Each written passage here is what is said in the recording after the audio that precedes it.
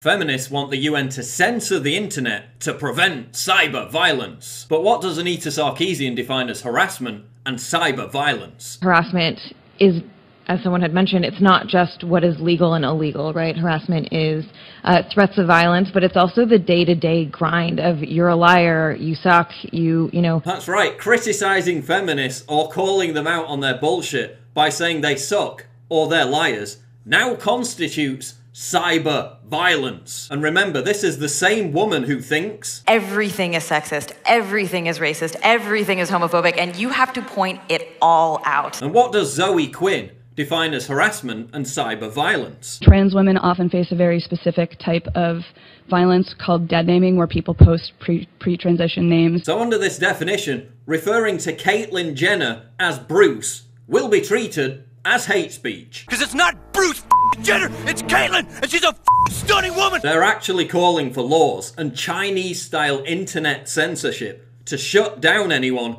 who hurts their feelings by disagreeing with them on the internet. They got me tweets and it hurt their feelings, and so they had to go to the UN and they had to whine about it. I'm triggered. The UN wants governments to use their, quote, licensing prerogative to ensure that telecoms and search engines are only, quote, allowed to connect with the public if they, quote, supervise content and its dissemination. So if an ISP or search engine doesn't comply with UN-mandated censorship of anti-feminist content, they'll be cut off from being accessible by the public altogether. The likes of Twitter and Facebook will be forced to, quote, proactively police every profile and post, reports the Washington Post. And if you think that's unimaginable, then just look at Canada, where a man faces 6 months in prison for the crime of disagreeing with feminists on Twitter. 54-year-old Greg Elliott was also banned from using the internet for the duration of the trial. And all this will be overseen by an agency which just appointed Saudi Arabia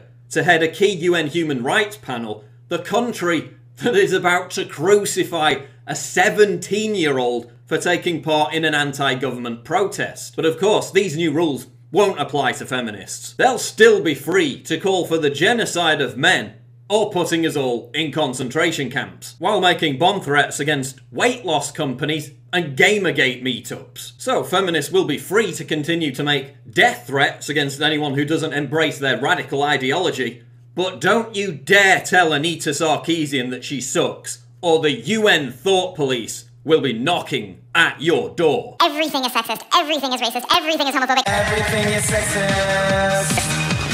Everything's offensive to people like me. Let's go through the checklist. It's all misogyny.